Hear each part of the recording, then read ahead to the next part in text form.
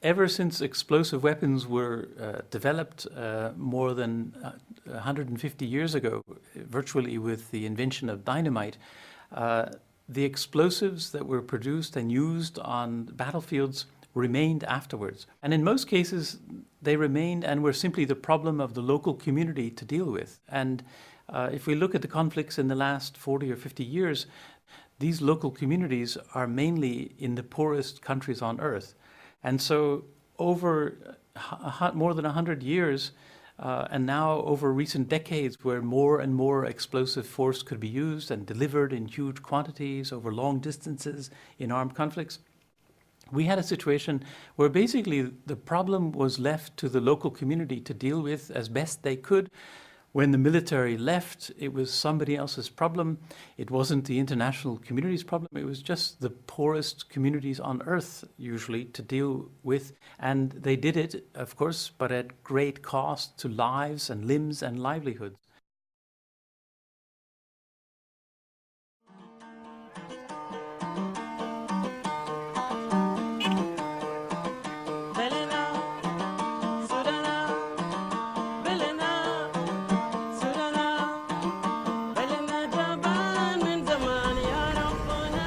During the war, they really planted a lot of mines in the whole southern Sudan.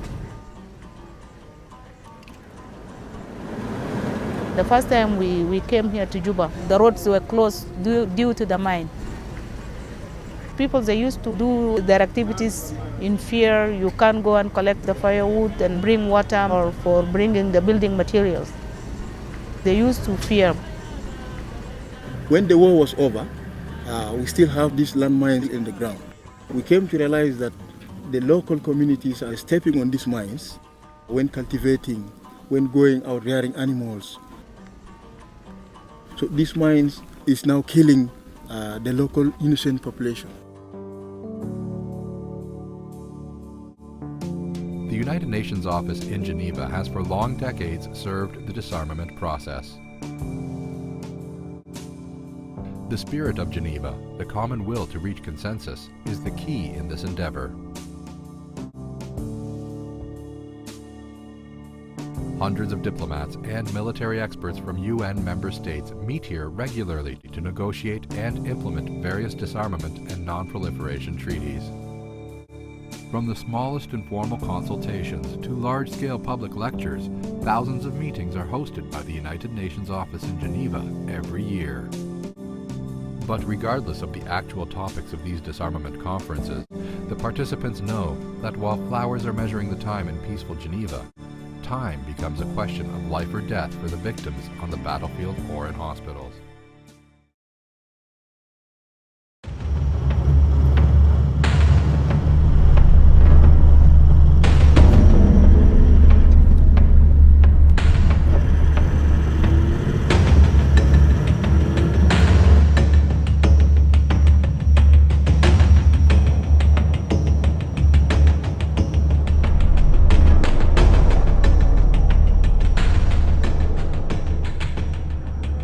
It's a country that has gone from a population that wasn't armed to a population that is very heavily armed. There has been new use of landmines, there has been use of cluster munitions in urban areas. The majority of the fighting occurred in the urban areas and on the main arterial highway along the coast. So there's been a massive effect on the population, especially when we start talking about the humanitarian impact of the towns where several 100,000 people have been moved out of towns and waiting for the opportunity to get back into their homes. To develop a new legal norm, states need a forum. This may be a permanent negotiating forum like the Conference on Disarmament or an ad hoc process. In the case of the explosive remnants of war, the states decided to make use of an existing legal framework, which is the Convention on Certain Conventional Weapons, or CCW. Why? Simply because of the unique structure of this convention. It consists of a framework or umbrella convention and protocols annexed to the convention. Each of these protocols regulates or prohibits the use of a specific weapon like landmines or incendiary weapons or blinding laser weapons.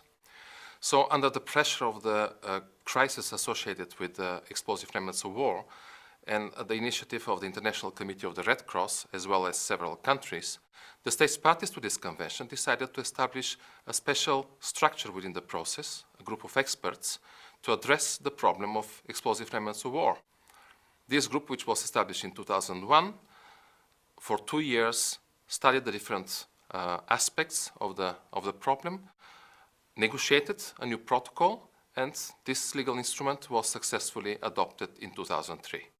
Protocol 5 on explosive remnants of war to the Convention on Certain Conventional Weapons entered into force in 2006.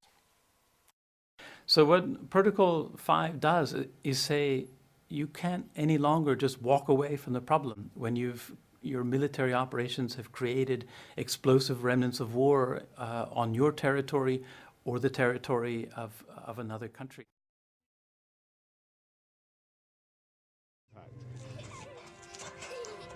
فایده داره که کسی روگار نمیکنه خوب فایده داره که کسی بره آزاد بگرده میتونه گشت آزاد که مثلا دمی بغلا جای چی ماین نباشه آزاد. Every time a road is clear, the transportation and the trade come back. People can go and vote. They can participate in elections. The kids can go back to school. The farmers will farm their land. That's really giving the country the life that will allow it to take off economically. We have cleared the roads in South Sudan. In 2005, the market in Juba had nothing to offer. And today you go to Juba and you can buy your food. That's a success story. We see the impact of our action right away. We see that in Libya, we have cleared up over 200,000 unexploded ordnances and explosive weapons, and we have allowed over 60 schools to be cleared. The kids can go back to school. That's real.